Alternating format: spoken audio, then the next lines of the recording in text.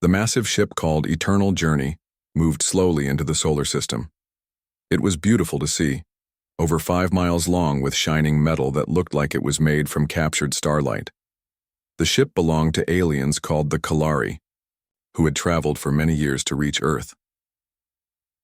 Elder Navigator Zoran stood on the main deck, his tall blue-gray body reflecting the light from nearby Jupiter.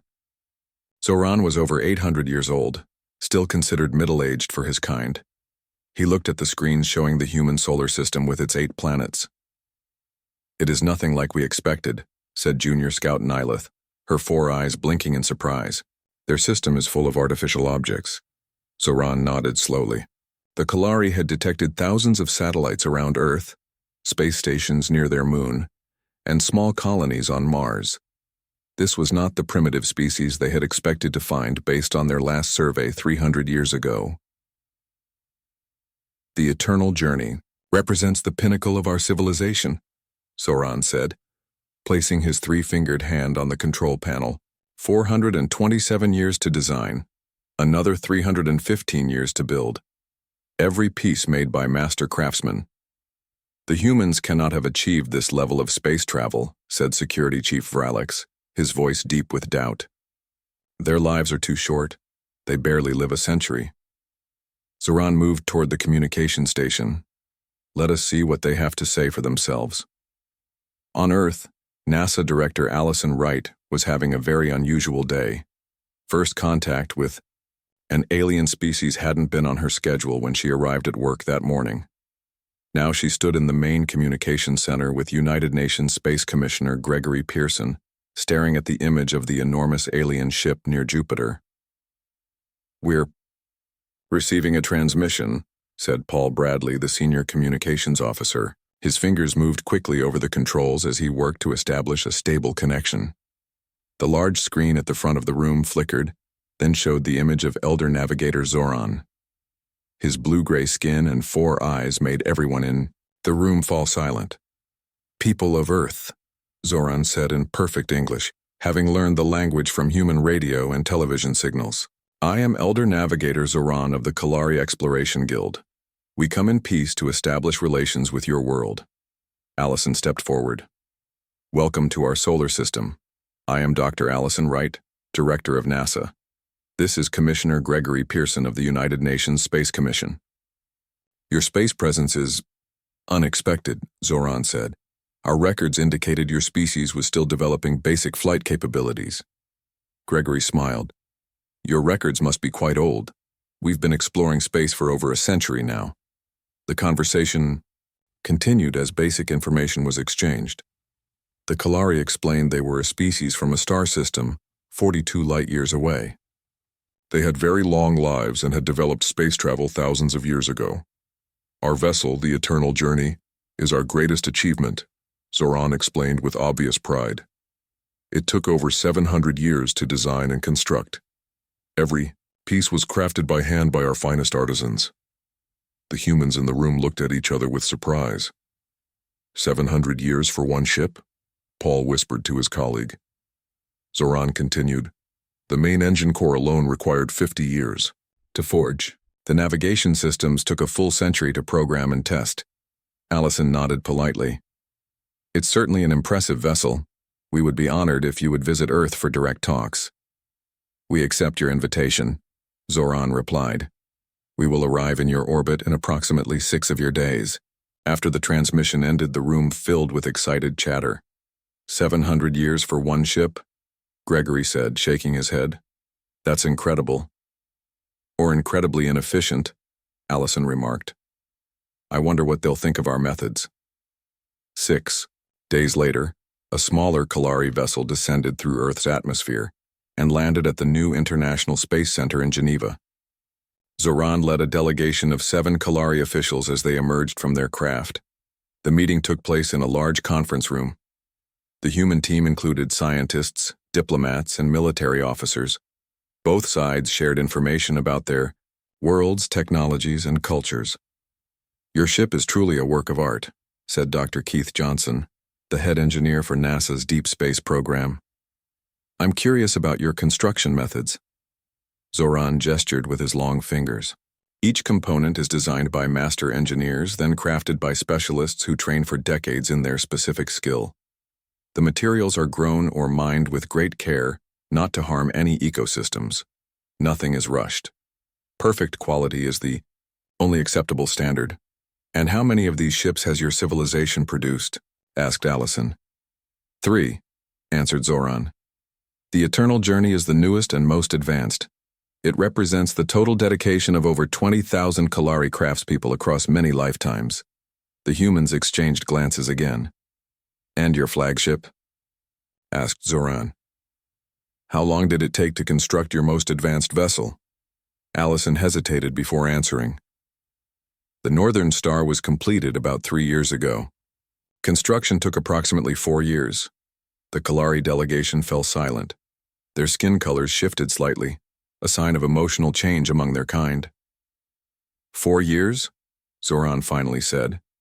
"That is not possible for a deep space vessel." "I can assure you it is," Gregory said. "We could arrange a tour if you'd like to see it." "Yes," said Zoran, his voice now carrying a hint of suspicion. "We would very much like to see this vessel that was built in only 4 years. 2 days later, the human and Kalari delegations took a shuttle to Earth orbit where the Northern Star was stationed. The spaceship was smaller than the Eternal Journey, but still impressive, sleek and functional with advanced propulsion systems. As they toured the vessel, the Kalari engineers scanned everything, their 4 eyes wide with disbelief. "This material," said Senior Engineer Keldra, touching a wall panel, "we require 30 years to produce something of this quality. That's our advanced composite manufacturing," explained Samantha Lewis, the ship's designer. "The process takes about 3 weeks per section." The Kalari looked at each other in what appeared to be shock. At the end of the tour, Zoran stood in the Northern Star's observation deck, looking out at Earth. "I find it difficult to believe what I have seen today," he said to Allison. "Your lives are so brief compared to ours. How can you create such things in so little time?" Allison smiled. "Perhaps because our lives are short, we've learned not to waste time. We value efficiency as much as quality." Zoran's 4 eyes blinked slowly. "I must report this to the Kalari Council. They will find it challenging to accept." As the Kalari delegation prepared to return to their ship, Zoran turned to Allison and Gregory. "I believe we have much to learn from each other," he said. "But first I must confirm what you have told us about your shipbuilding capabilities. The Council requires proof." "What kind of proof?" asked Gregory. "A demonstration," said Zoran. "We challenge humanity to build a new deep space vessel within one of your Earth months." The room fell silent as the humans processed this request. "1 month?" Allison repeated. "Yes," said Zoran. "If you can truly build ships so quickly, this should be possible. We will observe the entire process." Gregory looked at Allison, who nodded slowly. "We accept your challenge," Gregory said, extending his hand. Zoran looked at the offered hand, then carefully shook it, sealing the agreement that would change both their civilizations forever. News of the Kalari challenge spread quickly around the world. Government leaders met in emergency sessions. Engineers and scientists debated whether it was even possible to build a deep space vessel in just 30 days. In a small house outside of Houston, Frank Martinez was enjoying his retirement. At 72 years old, the former NASA engineer spent most of his time fishing and playing with his grandchildren. He was fixing his old truck when his phone rang.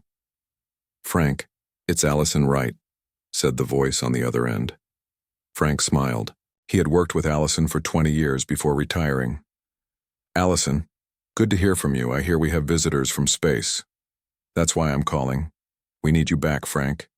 The Kalari have challenged us to build a ship in 1 month." Frank laughed.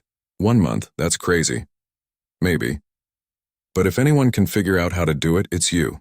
2 days later, Frank walked into NASA headquarters for the first time in 5 years. The meeting room was packed with engineers, scientists, and government officials. 3 Kalari observers sat at the end of the table.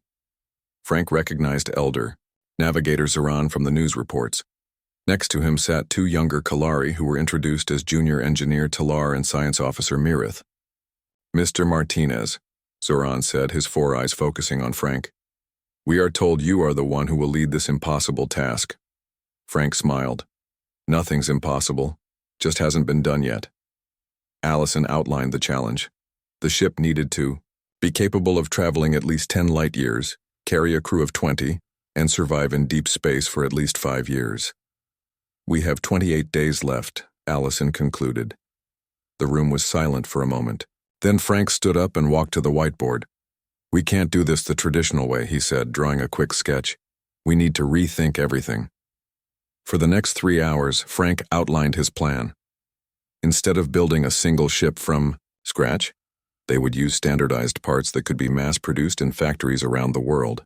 They would also use existing components where possible. This is not how ships are built, Junior Engineer Talar said, his voice sharp with disapproval.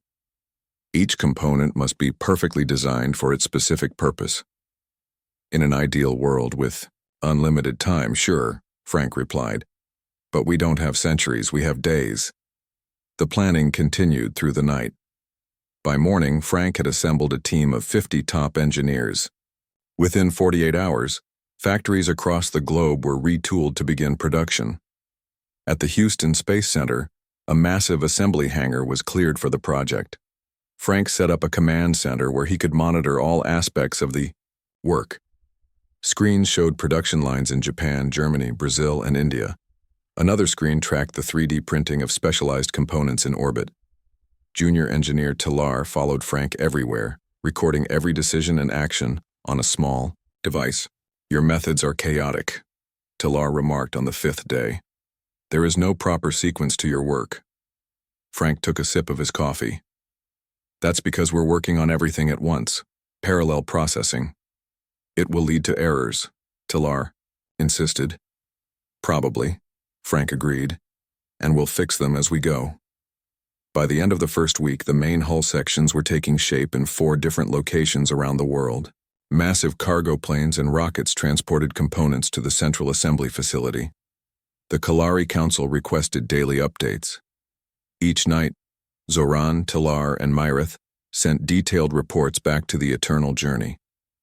The Council's responses became increasingly concerned. Your Council doesn't believe we can do it, Allison said to Zoran during one meeting. Would you? Zoran replied. What you attempt goes against everything we know about proper engineering. On day 10, a major problem emerged. The power coupling system failed during testing, causing a small explosion that injured 2 workers. This is what happens when you rush, Talar said, as Frank visited the injured engineers in the hospital. This is what happens when we try new things, Frank corrected him. We learn, we adapt, we improve. Frank's team worked through the night redesigning the power system. By morning, they had a new approach that was simpler and more reliable. Meanwhile, in orbit, astronauts and engineers had begun assembling the ship's outer frame. The work continued around the clock, with teams rotating every 8 hours. On day 14, halfway through the challenge, the Kalari were invited to inspect the progress. As they toured the facilities on Earth and in orbit, their disbelief was obvious. This is not one ship, Talar said, reviewing the plans. These are modules that will be connected together. That's right, Frank explained. Standardized modules that can be assembled in different configurations based on mission requirements. But that is not what was asked, Talar protested. You were challenged to build a ship. And we will, Frank assured him. But we're building it our way. That evening, Talar sent an urgent message to the Kalari Council, claiming that the humans were cheating by using modular construction instead of building a traditional single-structure vessel. The Council's response came swiftly. Observe and document. Final judgment will come at the end of the challenge. As the 3rd week began, a new visitor arrived at the Space Center. Elder Technician Moran, one of the Kalari's most respected engineers, had requested permission to observe the human methods more closely. Unlike Talar, Moran asked thoughtful questions and seemed genuinely interested in understanding the human approach. Your factories, Moran said as she toured a production facility with Frank. They are remarkable. 100 identical components per day, each meeting the same specifications. That's the whole idea behind mass production, Frank explained. Design it once, make it many times. Moran watched as robotic arms assembled circuit panels with perfect precision. And your machines do not grow tired or lose focus. Nope, they just keep going until we tell them to stop. For the first time, Frank saw what might have been admiration in a Kalari's expression. Our craftspeople would consider this soulless, Moran said. But I see the efficiency. Meanwhile, Olivia Ramirez, a NASA communications specialist who had been assigned to the Kalari delegation, made an important discovery. While translating some of the Kalari technical documents, she found references to a crisis on their homeworld. That night, she shared her findings with Allison and Gregory. Their son is becoming unstable, Olivia explained. According to these documents, they have less than 50 years before it makes their planet uninhabitable. That explains a lot, Gregory said. They're not just here for friendly contact, they're looking for help. Allison frowned. But why not just ask directly? Pride, maybe, Olivia suggested. Or they don't think we're advanced enough to help. Well, said Allison, looking at the progress reports on her screen, they might be in for a surprise. As the third week of the challenge began, the pace of work increased even more. The Kalari observers watched with growing confusion as humans all over the world contributed to the project. It wasn't just engineers and scientists anymore. Regular people were getting involved too. I do not understand, Talar said as he watched a video feed from a small factory in Ohio. Those are not aerospace workers, they make car parts. That's right, Frank explained. But they know how to make strong, reliable metal components, so now they're making parts for our ship instead of cars. But they are not properly trained. Spacecraft builders, Talar insisted. Frank smiled. They don't need to be, they just need to follow the designs we send them. This was happening all over the world. Factories that normally made refrigerators were now making life support system parts. Companies that built tractors were making engine housings. Even toy manufacturers were producing small but important electronic components. Elder technician. Moran spent hours studying these manufacturing methods. She was particularly interested in the 3D printers that could create complex parts in a single process. In our system, Moran explained to Frank, a piece like this would pass through the hands of 15 different craftspeople. Each would work on it for many days, adding their specific contribution. That's beautiful in its own way, Frank said. But not very fast. No, Moran agreed. Not fast at all.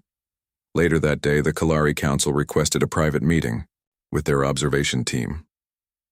Zoran, Talar, and Moran used a secure communication room at NASA headquarters to speak with the council members back on the Eternal Journey. Your reports are disturbing, said Chief Counselor Velex, his aged face filling the screen. You say these humans are not building a proper ship at all? They are building something, Talar said, but it is not a unified vessel. It is a collection of modules that can be connected in different ways. And they are using untrained workers, another council member added. Not untrained, Moran corrected. Differently trained. Their manufacturing systems ensure consistent quality regardless of who operates the machines. The council members looked at each other with concern. Elder Technician Moran, Chief Counselor Velex said slowly, You sound as if you approve of these methods. I find them interesting, Moran replied carefully. You were sent to observe, not to be influenced, Velex said sharply. Perhaps you should return to the Eternal Journey for debriefing. With respect, Counselor, Zoran interrupted. Moran's technical expertise has been valuable in understanding the human methods. The council reluctantly agreed to let Moran stay, but warned her against becoming too impressed by human techniques. After the meeting, Moran found Frank in the main control center. Your council doesn't seem happy, Frank said, noticing her troubled expression. They fear change, Moran replied. We have done things the same way for thousands of years. Frank nodded. Change is scary, but sometimes necessary. That evening, Olivia Ramirez approached Moran in the cafeteria. She had been wanting to ask about the information she had discovered regarding the Kalari sun. Elder Technician, Olivia, said, sitting down across from Moran. I've been studying your technical documents to improve our translation systems. I found mentions of problems with your home star. Moran's 4 eyes blinked rapidly in surprise. I should not discuss this, she said quietly. We want to help, Olivia said. That's why you're really here, isn't it? Looking for solutions to save your world? Moran was silent for a long moment. Then she spoke softly. Our sun will begin to expand in approximately 48 of your years. It will make our homeworld uninhabitable. Have you considered evacuation? Olivia asked. The council rejected such plans centuries ago, Moran explained. To evacuate our entire population would require thousands of ships. As you have seen, we can build perhaps 1 ship per century. What if you didn't have to build them? Olivia asked. What if someone else could?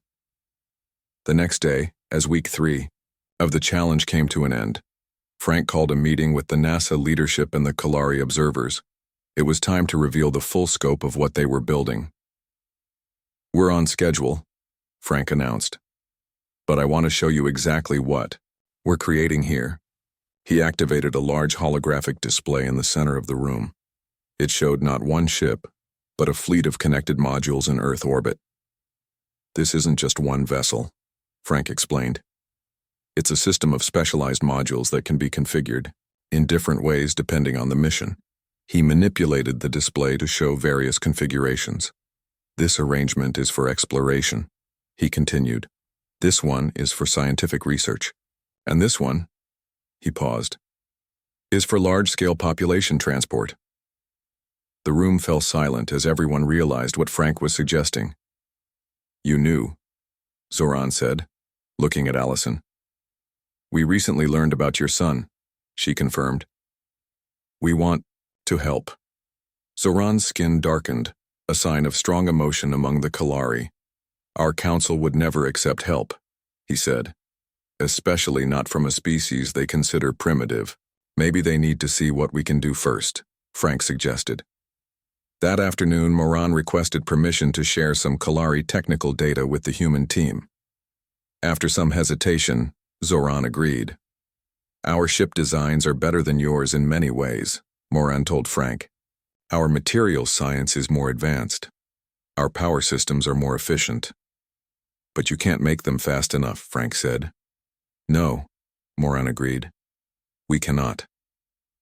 Together, they began working on hybrid designs that combined the best aspects of both approaches.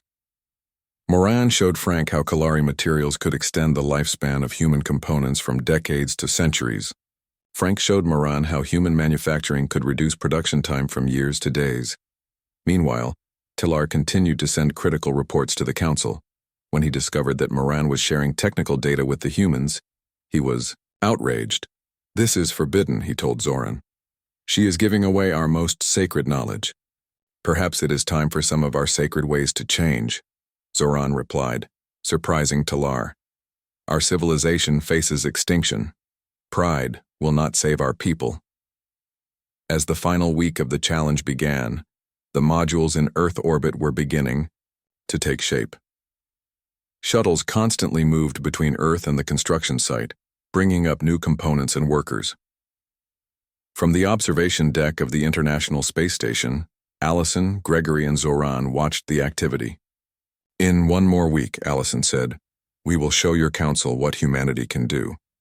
And if they reject your help? Zoran asked. Gregory smiled. Then we'll just have to be very persuasive.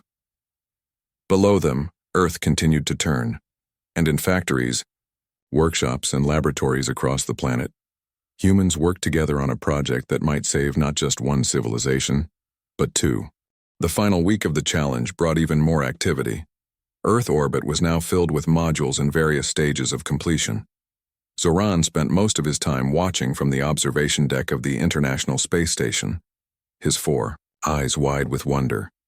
I never imagined such a thing was possible, he said to Allison, who stood beside him. Humans are good at doing the impossible when we need to, she replied. Down on Earth, Frank and Moran worked closely together, combining human manufacturing techniques with Kalari materials science. Their collaboration had produced something entirely new, components that could be mass-produced quickly but would last for centuries. These engine cores would take 50 years to make on our world, Moran said, examining a newly completed prototype. Your factories made 10 of them yesterday. Frank nodded. And with your materials, they'll last 5 times longer than our standard models. Junior engineer Talar continued to observe everything with growing concern. He had sent multiple reports to the Kalari Council, warning them about how quickly humans were advancing with the help of Moran's knowledge. The council is very disturbed by these developments, Talar told Zoran during their daily meeting. They feel Moran has shared too much of our technology. And what do you think, Talar? Zoran asked, turning his gaze to the younger Kalari. Talar hesitated. I do not know what to think anymore. Everything I was taught says this should not be possible. Yet I see it happening before my eyes. In orbit, the assembly of the modules continued around the clock. Astronauts and space construction workers moved between the sections, connecting systems and testing components. From certain angles, the collection of modules looked random and disorganized. But seen from above, a pattern was emerging. Not one ship, but many specialized vessels taking shape. On Earth, Olivia Ramirez had been working on a detailed plan. Using the information from the Kalari technical documents and what she had learned from Moran, she had calculated how many ships would be needed to evacuate the entire Kalari population. Based on our current production rate, she explained to Gregory Pearson, we could build enough ships to evacuate all 9 billion Kalari in less than 3 years. Gregory looked at the numbers with amazement. Have you shown this to Zoran? Yet? Not yet, Olivia replied. I wanted your approval first. Get it to him immediately, Gregory said. This could change everything. That evening, a special meeting was called. Zoran, Talar, and Moran joined Allison, Gregory, Frank, and Olivia in the conference room at NASA headquarters. We have developed a complete evacuation plan for your homeworld, Allison announced. Using our manufacturing capabilities and your technical knowledge, we believe we can save your entire civilization. Olivia presented the details of the plan. The modular ships would be built on Earth and then travel to the Kalari homeworld. There, they would be reconfigured into massive evacuation vessels. The entire process would take less than 5 years. This is generous beyond words, Zoran said, his voice filled with emotion. But I fear our council will reject any plan that relies on outside help. They believe we must solve our problems ourselves. Even if it means the end of your people? Gregory asked. Pride has been the downfall of many civilizations, Zoran admitted, including perhaps our own. The next day brought a surprise. The Kalari Council announced they would send a delegation from the Eternal Journey to inspect the human progress personally.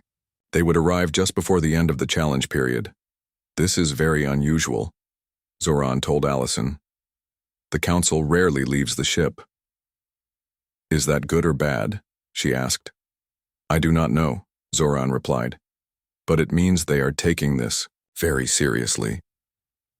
As the delegation prepared to arrive, Frank and his team worked around the clock to complete the final details of the fleet. The modules were now almost fully assembled, lacking only the final connections and system integrations. On the morning of day 29, the Kalari Council delegation arrived. 5 elderly Kalari, led by Chief Counselor Velix, were escorted to the main observation platform in orbit. They stood in silence, their ancient eyes taking in the massive construction project spread out before them. What exactly are we looking at? Velix finally asked. Frank stepped forward. This is our response to your challenge. Not one ship, but an entire fleet designed to work together as a single system. Using holographic displays, Frank showed how the modules could be reconfigured for different purposes. Some combinations formed exploration vessels, others created scientific platforms, and the largest configuration formed massive transport ships capable of carrying thousands of passengers. This is not what we asked for, Velix said coldly. We challenged you to build a single ship. With respect, Counselor, Frank replied. You challenged us to demonstrate our shipbuilding capabilities. This is what we can do. Moran moved to stand beside Frank. Honored counselors, what you see here represents a solution to the problem we have failed to solve for centuries. These humans can build ships fast enough to evacuate our world before the sun expansion. The council members looked at each other in shock. You told them about the sun crisis? Velix demanded. They discovered it themselves, Zoran explained. And instead of using it against us, they offer help. Velix turned to Allison. Why would you help us? What do you gain? Knowledge, Allison replied simply. Your civilization has existed for thousands of years longer than ours. You have technical expertise we can learn from. We help you survive, and in return we both grow stronger. Tilar, who had been quiet throughout the meeting, finally spoke up. I have observed the humans closely for a month now. At first I thought their methods were chaotic and inferior. Now I see something different. They approach problems with flexibility our society has lost. The council members listened in silence as Tilar continued. We build things to last forever, which is admirable. But they build things that can adapt and change. Perhaps both approaches have value. As the council delegation toured the fleet, they saw modules dedicated to different functions: living quarters, food production, medical facilities, and more. Everything was designed to be reconfigured as needs changed. Your people live short lives, Velix said to Frank. Yet you build for the future you will never see. That's what humans do, Frank replied. We plant trees knowing we might not sit in their shade. By the end of the day, the council had seen enough. They returned to their shuttle without announcing any decision. What do you think they will do? Allison asked Zoran as they watched the shuttle depart. I do not know, Zoran replied. Our ways have remained unchanged for thousands of years. Change does not come easily to us. As the challenge's final day dawned, everyone waited anxiously for the council's response. The fleet was now complete, 157 modules that could be configured into dozens of different vessels. It was an achievement unlike anything either civilization had seen before, and as Earth turned below them, two very different species waited to learn if they would face the future alone or together. On the morning of the 30th day, everyone gathered in the large assembly hall at NASA headquarters. The human team sat on one side, the Kalari observers on the other. A large screen showed the completed fleet orbiting Earth, all 157 modules, now fully operational. The Kalari Council appeared on a separate screen, broadcasting from the eternal journey.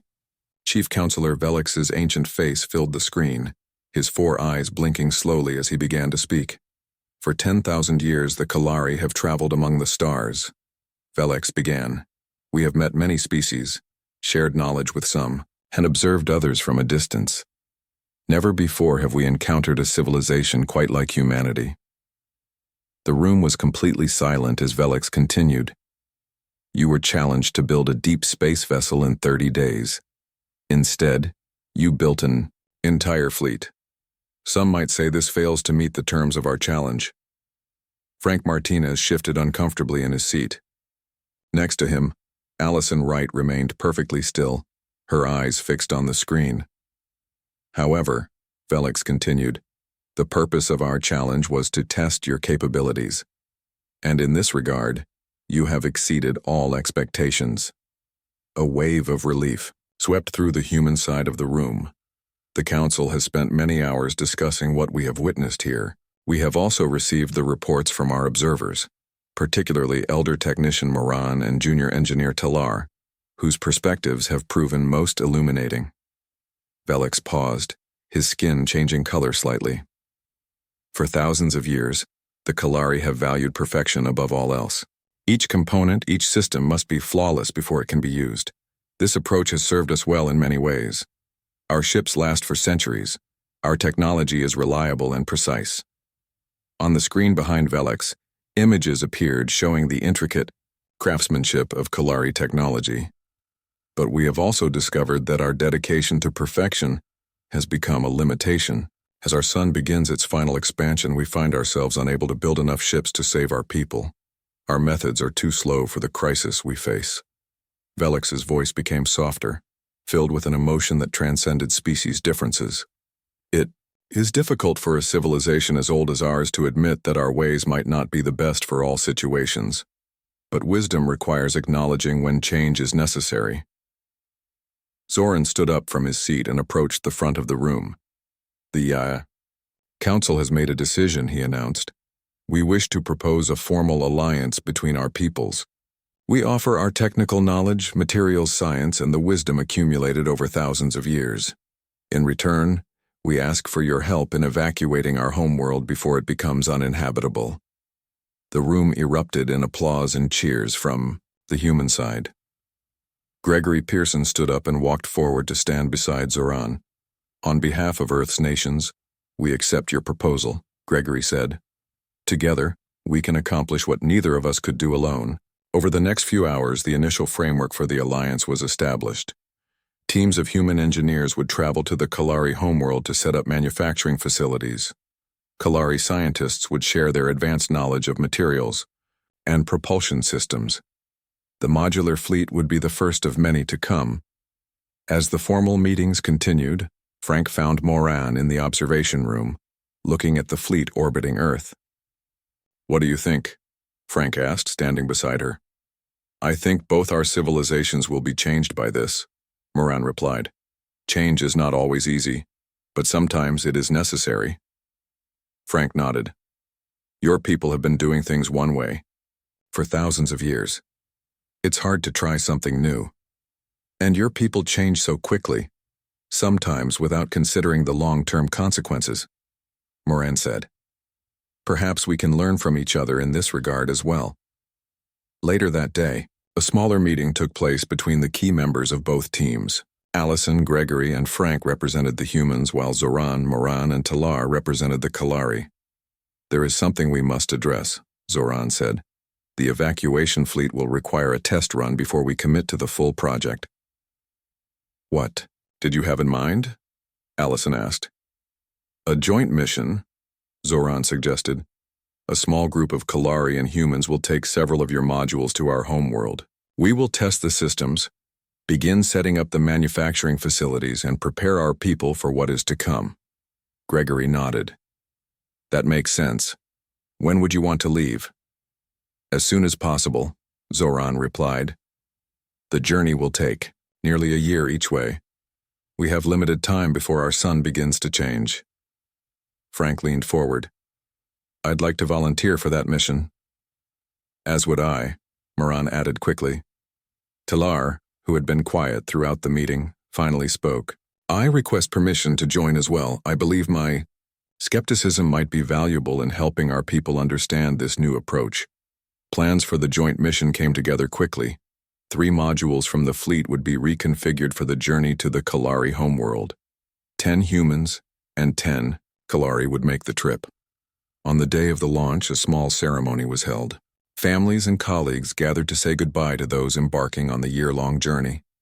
Frank stood on the launch platform, looking up at the ship that would be his home for the next year. It wasn't the most beautiful vessel ever built. Its modular construction gave it a somewhat boxy appearance compared to the sleek elegance of the eternal journey. But it represented something more important than beauty, hope for 2 civilizations. Allison approached him, extending her hand. Ready for another adventure, Frank? He smiled, taking her hand. Never thought I'd be coming out of retirement.